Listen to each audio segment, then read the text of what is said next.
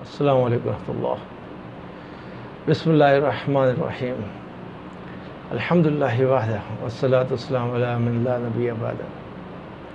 میرا نام سید عابد محمود۔ آپ لوگوں کا بہت بہت شکریہ، ایک بار پھر شکریہ کہ اتنی عزت دی، اتنی ہماری بات کو لائک کیا، پسند کیا۔ تعلیم و تربیت کی اس کوشش اور کاوش میں یقیناً آپ بھی برابر کے شریک ہیں۔ اللہ سبحانہ تعالیٰ کے نزدیک آپ کی بھی اتنی اہمیت ہے اور اتنا ہی اجر ملے گا انشاءاللہ۔ دیکھیں، یہ جو تعلیم و تربیت ہے نا، اس کا جو سلسلہ شروع ہوتا ہے وہ ہوتا ہے بچے سے نا، یعنی ہم کہہ لیں کہ دو نوجوان مرد اور عورت شادی کرتے ہیں اور پھر ان کے ہاں اللہ اولاد دیتے ہیں، تو شادی کے بعد ہر جوڑے کی یہی تمنا ہوتی ہے کہ جلد اس کی گود ہری ہو۔ دیر ہوتی ہے تو سو جتن کرتے پڑتے ہیں، روتے ہیں، گڑ گڑاتے ہیں، اللہ کے سامنے دعائیں مانگتے ہیں، منتیں مانتے ہیں اور نہ جانے کیا کیا کرتے ہیں۔ خدا خدا کر کے نخل آرزو باور ہوتا ہے، دل کی کلی کھلتی ہے، مانگی مرادیں پوری ہوتی ہیں، اللہ اس کی گود کو بھر دیتا ہے اور مسرت کا سامان کرتا ہے، خوشی کے شادیانے بجتے ہیں، احباب ہدیات تبرک وغیرہ پیش کرتے ہیں۔ بچہ بلا شبہ اپنے ساتھ بے شمار مسرتیں لاتا ہے، اس کے ساتھ گھر میں برکتیں آتی ہیں، اس کی پیاری پیاری صورت اور کامنی سی مورت سب کی آنکھوں کو ٹھنڈ پہنچاتی ہے۔ والدین اپنے جگر گوشے کو پھولتا پھلتا دیکھ کر باغ باغ ہوتے ہیں روزانہ۔ غالباً ان کے لیے اس سے بڑی اور کوئی مسرت نہیں ہوتی۔ ماں دن کا سکھ اور رات کا چین قربان کر کے ہر حالت میں خوش رہتی ہے۔ صورت دیکھتے ہی باپ کی ساری الجھنیں، ساری پریشانیاں کافور ہو جاتی ہیں۔ والدین ہی پر کیا موقوف بچوں کے معصوم چہرے، ان کی بھولی بھالی باتیں، حرکتیں کس کا دل موہ لیتی ہیں۔ کون ہے جو انہیں ہنستا کھیلتا دیکھ کر خوش نہیں ہوتا۔ سنجیدہ سے سنجیدہ آدمی بھی بچوں کی معصوم حرکتوں سے ایسے بے ساختہ مسکرا دیتا ہے۔ جنت کے ان پھولوں کے کھلنے سے ہر گھر میں رونق اور ہر چمن میں بہار آ جاتی ہے۔ چاروں طرف مسرت کی ہوائیں خوشبو پھیلتی ہے اور ہر ایک کو گدگداتی ہے۔ پودے لہراتے ہیں، پرندے چہچہاتے ہیں، کلیاں مسکراتی ہیں اور پھول ہنستے ہیں۔ غرض ہر طرف فرحت و انصبات کی ایک لہر دوڑ جاتی ہے۔ بچے کی پیدائش پر اس کی بھی کچھ وجوہات ہیں، یعنی جنت کا یہ پھول شان حقیقی کی صنائی کا شاہکاری اور انمول تحفہ ہے۔ اس کی وجہ سے ہر گھر میں کوئی بھی گھر ایسا نہیں جہاں پر اس کی وجہ سے خوشی کی شادیاں یا برکتیں اور رحمتیں نہ آتی ہوں۔ والدین کے مابین تعلقات استوار اور رشتہ مستحکم رکھنے کا یہ بہترین ذریعہ ہے۔ اس کے اندر اللہ نے غیر معمولی کشش اور جاذبیت رکھی ہے۔ اس سے مل کر آنکھیں ٹھنڈی ہو جاتی ہیں، قلب مطمئن ہوتا ہے، غم ہلکا ہو جاتا ہے۔ اس کی وجہ سے خاندان کا تسلسل برقرار رہتا ہے، آرزوؤں اور تمناؤں کا مرکز ہوتا ہے۔ مستقبل میں اس سے طرح طرح کی امیدیں باندھی جاتی ہیں، ایسی امیدیں وابستہ کی جا سکتی ہیں۔ معاشرے میں اکثر یہ چیزیں عام ہیں۔ ظاہر ہے ایسا جو بے بہا تحفہ ہے اور ایسی نعمت ہے، کون بد نصیب مسرور نہ ہوگا، مگر مسرتوں کے ساتھ ساتھ بچہ بے شمار ذمہ داریوں کو بھی لاتا ہے۔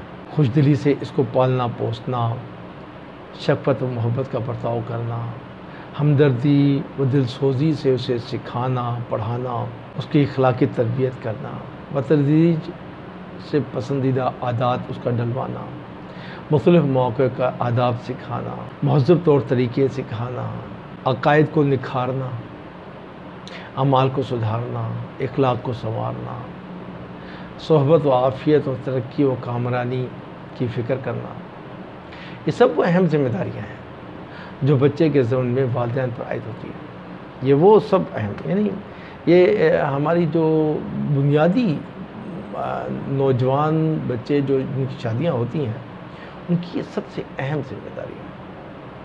شاید ہی کوئی باپ ایسا ہو جسے ان ذمہ داریوں کا احساس نہ ہو اور وہ ان سے عہدہ برا ہونے کی خواہش نہ رکھتا ہو۔ اپنی اولاد پر جان چھڑکنا یہ تو ایک فطری تقاضا ہے.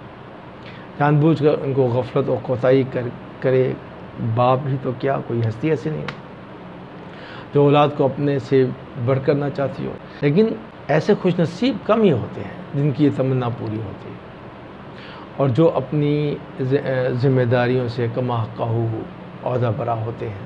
کیونکہ تنہا خواہش ہی تو سارے کام نہیں نبھا سکتی. تعلیم و تربیت کے لیے سلیقہ بھی چاہیے، غیر معمولی جدوجہد بھی. جب ان میں کوئی کمی ہو تو کسی نتیجے کی توقع کرنا ہو سکتی ہے. تعلیم اور تربیت یہ ایک ایسی چیز ہے جو کہ بچے کے لیے بس کہاں سے کہاں تک پہنچا دیتی ہے، اور اگر اس طرح سے نہ کیا جائے تو ناکامی بھی ہوتی ہے اور بڑی سخت ناکامیاں ہوتی ہیں. معاشرے میں ایسے بہت سے لوگ، بہت بڑی تعداد میں لوگ پڑے ہیں. اچھا، یہ جو اسباب ہیں اس بات کے کہ بھئی بچوں کی تعلیم صحیح نہیں ہوئی، بچوں کی تربیت صحیح نہیں ہوئی، اس کے پیچھے کچھ ایسے عوامل ہیں جن کے اوپر ہمیں غور کرنا چاہیے. مثلا تعلیم و تربیت ہی صبر آزما اور پتا مار دینے کا کام ہے. یہ کام جتنی توجہ، دلسوزی اور جدوجہد چاہتا ہے، اس کے لیے عملاً کم ہی لوگ آمادہ ہوتے ہیں. عام طور پر بچوں کی عمر اور صلاحیتوں سے کہیں زیادہ ان سے توقعات وابستہ کر لی جاتی ہیں، اور جب ان سے بار بار کوتاہیاں اور لغزشیں سرزد ہوتی ہیں اور رفتار ترقی سے بھی خلافوں کو بہت سست دکھائی دیتی ہے، تو اصلاح حال کی طرف سے بددل ہو کر لوگ عموماً یہ نہ صرف ان کی اپنی کوششوں میں کمی کر دیتے ہیں بلکہ اپنے رویے اور برتاؤں کو سے بھی خود بچوں کو بھی مایوس اور بددلی کا شکار بنا دیتے ہیں اور ان میں خود اعتمادی باقی نہیں رہتی. ہاں، اس کے علاوہ جناب پورے معاشرہ بگڑا ہوا ہے. بڑوں کی غلط نمونے اور ہم عمر کی بری صحبت، اس کے غیر محسوس اثرات بچے کو قبول کرتے ہیں. چنانچہ یہ آپ کی میری ذمہ داری ہے. اچھے بڑے والدین بچوں میں بھی غیر شعوری اور غیر ارادی طور پر طرح طرح کی خرابیاں جڑ پکڑ لیتی ہیں. ہم ان کو دیکھیں کس محفل میں بچہ بیٹھا ہے اور کیا کر رہا ہے، اس کے مشاغل کیا ہیں، اس کی سوچ کیا ہے. جس بچے کا بھی جائزہ لیجئے یہی معلوم ہوگا کہ چند اگر سنوارنے کی کوشش کرتے ہیں تو متعدد اسے بگاڑنے کے در پہ بھی ہوتے ہیں. ضروریات زندگی اب محدود نہیں رہی بلکہ ان کی فہرست بڑی طویل ہے. اقتصادی نظام، معاشی ڈھانچہ بھی روز بروز پیچھ سے پیچھ ہوتا جا رہا ہے. چنانچہ ضروریات کی تکمیل کے لیے دوڑ دھوپ سے فرصت نہیں ملتی. بچوں کی تعلیم و تربیت کی طرف توجہ کی توفیق کہاں نصیب ہوتی ہے. کوئی دکانداری میں پھنسا ہوا ہے، کوئی کاروبار میں پھنسا ہوا ہے، کوئی زراعت اور صنعت میں پھنسا ہوا ہے، کوئی نوکری میں پھنسا ہوا ہے. بڑا مسئلہ ہے. مناسب تعلیم و تربیت کے لیے جس صلاحیت اور سلیقے کی ضرورت ہے اکثر لوگ اس سے بے بہرہ ہوتے ہیں. چنانچہ ان کی کوشش بار آور ہونے کی بجائے بسا اوقات الٹی پڑ جاتی ہے. ضد آ جاتی ہے، غصہ آتا ہے، بلا وجہ اپنا ٹیمپو چھوڑ جاتے ہیں. اور اس کے علاوہ ایک اور وجہ بھی ہوتی ہے کہ ماں باپ کی آپس میں دوستی نہیں ہوتی، تعلق نہیں ہوتا. اچھا، بچے اس کو دیکھتے ہیں روز روز کے گھروں میں ماں باپ کے درمیان یا اور بڑوں کے درمیان کچھ ایسی نا اتفاقیاں ہوں جس کی اثرات بچہ لیتا ہے اور وہ یقیناً پھر خراب عادات پڑتی ہیں. پھر یوں بھی ہو سکتا ہے کہ باطل نظام ہمارا سوسائٹی کا باطل نظام نے قدریں بدل دی ہیں. مادہ پرستی ذہنوں پر اس قدر غالب آ گئی ہے کہ بچوں کی دنیا سنوارنے اور ان کا مستقبل شاندار بنانے کے لیے اچھے بھلے لوگ اپنے جگر گوشوں کے ایمان و اخلاق کو اپنے ہاتھوں شیطان کی بھیڑ چڑھا دیتے ہیں اور کوئی کسر نہیں پڑتا، اس میں کوئی باغ بھی محسوس نہیں کرتے. کتنے لوگ اپنی معاشی پریشانیوں، علالتوں یا دیگر معذوریوں اور مجبوریوں کے باعث اپنے بچوں کی تعلیم و تربیت خود نہیں کر پاتے اور کسی حلقے سے انہیں اس ضمن میں کوئی امداد بھی نہیں مل پاتی. کوئی لوگ آگے آئیں، آگے آ کر کے ان کی مدد کریں. معاشرے میں نہیں، کسی کے پاس ٹائم نہیں ہے کیونکہ یہ صنعتی انقلاب نے خاندانی نظام دھرم برہم کر دیا. سماجی بندھن بھی ڈھیلے پڑ چکے ہیں. چنانچہ والدین کی معذوری، کوتاہی اور غفلت کی صورت میں خاندان کے دوسرے افراد اس بار کو بھی برداشت کرنے کے نہ تو خود آمادہ ہوتے ہیں اور نہ سماج اپنے کو مجبور پاتا ہے اور نہ خود سماج ان بچوں کا کوئی معقول انتظام کرتا ہے۔ اس کے علاوہ بچوں کو مصروف رکھنے اور ان کی فرصت کے اوقات کو کارآمد بنانے کے لیے دلچسپ تعمیری مشاغل یا موضوع کھیل وغیرہ کا کوئی معقول انتظام نہیں ہو پاتا۔ الٹی سیدھی حرکتیں، یعنی کہ وہ آج کل جس کے حساب نے دیکھا ہوگا ان کو بچوں کو مشاغل کے طور پر جان چھڑانے کے لیے مختلف ویڈیو گیمز پہ لگا دیتے ہیں۔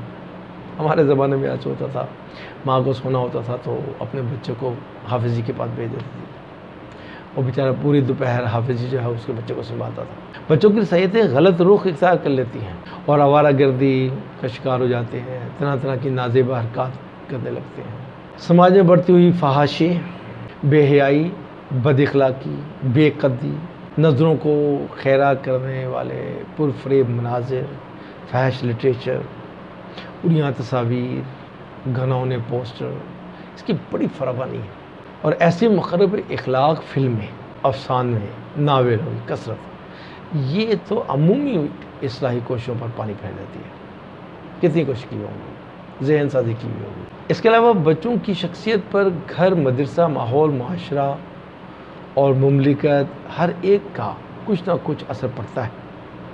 چنانچہ اور معیاری تعلیم و تربیت کے لیے ان سب میں تعاون اور ہم آہنگی ہے، لیکن جہاں یہ چیز مفقود ہے، ہم آہنگی تو الگ رہی، ان میں سے تقریباً ہر ایک کی کوشش کا رخ الگ الگ سمتوں میں چلتا ہے۔ گھر کے لوگ فکر کرتے ہیں تو اچھے مدرسے نہیں ملتے، اسکول نہیں ملتے، درسگاہیں نہیں ملتی، اور جو درسگاہیں، مدارس یا اسکول ہیں یہ بھی اپنی ذمہ داری محسوس کرتے ہیں تو اداروں کا تعاون حاصل نہیں کر پاتے، چنانچہ بیشتر بچے اس تناؤ میں شکار ہو جاتے ہیں۔ ہمیں تعلیم و تربیت پر اثر انداز ہونے والے جتنے بھی عوامل ہیں ان کو بھی نظر انداز نہیں کر سکتے۔ تعلیم کے اس وسیع مفہوم سے یہ بات بخوبی واضح ہو جاتی ہے کہ بچوں کی تعلیم اور تربیت پر متعدد عوامل اثر انداز ہوتے ہیں۔ ان میں خاص یہ ہے، یعنی گھر، مدرسہ، ماحول، معاشرہ، مملکت یا حکومت وغیرہ۔ اس پر اگر ہم نگاہ ڈالیں تو گھر، تعلیم و تربیت کا اولین اور اہم ترین ادارہ گھر ہے۔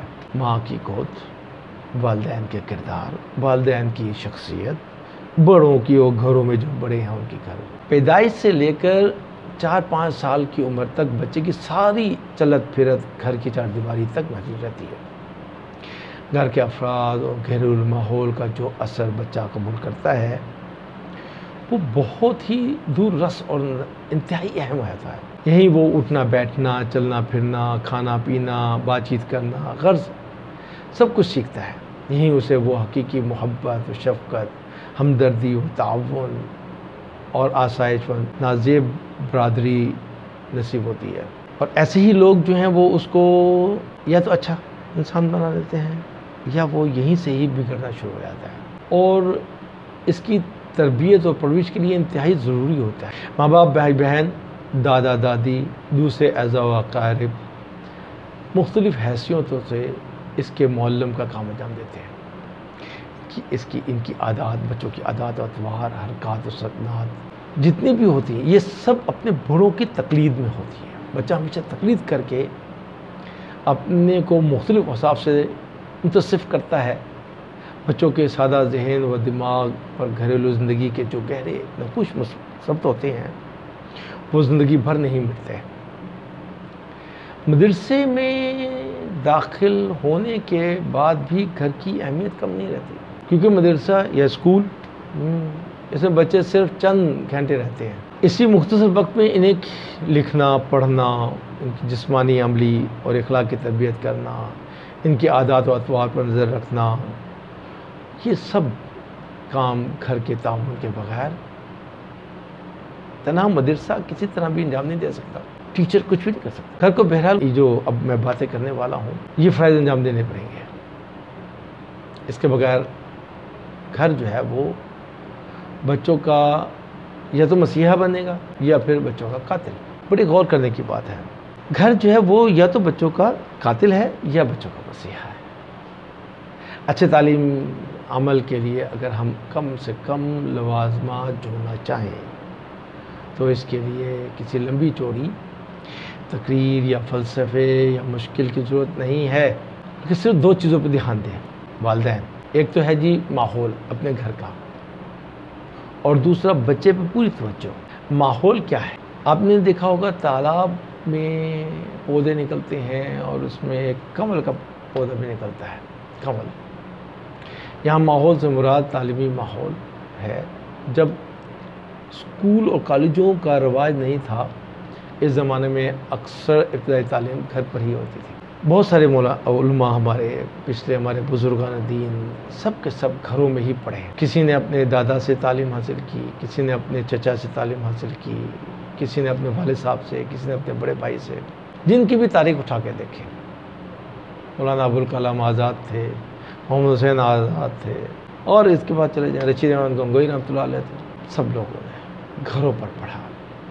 اس سے ظاہر ہوتا ہے کہ گھر کی بڑی حد تک تعلیمی ضروریات پوری ہو کر سکتا ہے. اس جملے کو ذرا بدل کر اور مزید ذمہ دارانہ طور پر یوں بھی کہہ سکتے ہیں کہ گھر ہی بڑی حد تک تعلیمی ضرورت پوری کر سکتا ہے. اس لیے کہ ہم کہہ سکتے ہیں ایک چنچل مچھلی نہیں بلکہ ایک خوبصورت کمل ہے، ایک پھول ہے، نغمے بیتاب ہے. اگر ہم تعلیمی ضروریات کا تجزیہ کریں تو پتہ چلتا ہے کہ اسے بھی کم از کم 2 حصوں میں تقسیم کرنا بہت ضروری ہے. ایک ہے تعلیمی عمل اور دوسرا ہے تعلیمی وسائل. یعنی کہ تعلیمی عمل جو ہے وہ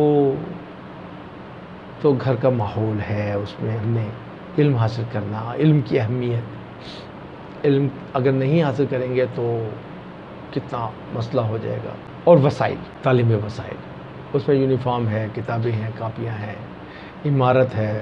یعنی تعلیم حاصل کرنے کے لیے جتنے بھی ذرائع ہوتے ہیں، چیزیں ہوتی ہیں، اس میں لائبریری ہے، سائنسی آلات ہیں، مختلف مضمونوں پہ کتابیں لکھی ہوئی ہوتی ہیں. یہ سب تعلیمی وسائل ہیں اور اتفاق سے سب کے سب جامع رکے ہوئے ہیں. اگر کہیں استعمال میں نہ لایا جائے اس بات کو تو یہ بجا خود کوئی تدریسی عمل انجام نہیں دے سکتا. گویا یہ سب نقارے چوب ہیں.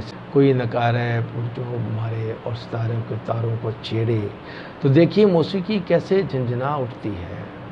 اس کے برعکس تعلیمی عمل ایک غیر جامد اور غیر معروضی کیفیت اور عمل کا نام ہے جو وسائل کی منڈیر پر بیٹھ کر ذہن کے کنویں میں جھانکتا ہے، تاکتا ہے، اتراتا ہے، پھراتا ہے، ذہن رسا اور فکر کو فکر پرواہ بخشتا ہے.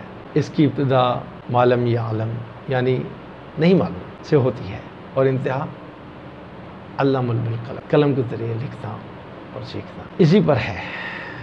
یعنی تعلیمی وسائل اور تعلیمی عمل ایک سکے کے 2 رخ ہیں، لیکن تعلیمی عمل کی اہمیت بہرحال زیادہ ہے. گھر اسی تعلیمی عمل کا سب سے اہم رکن ہے. اگر گھر انسانی زندگی میں جتنے بھی گھر ہیں اس میں اگر ہم دیکھیں انسانی زندگی میں آنے والی تمام ناقابل فراموش حقیقت، بچہ ہوتا تو کہیں ہے لیکن اس کا گھر اس کے ساتھ ضرور ہوتا ہے. بچہ مدرسے جاتے وقت اپنے گھر کو بھی اپنے ساتھ لے جاتا ہے. اب اس کے خوابوں میں، اس کے خیالوں میں گھر گھوم رہا ہوتا ہے.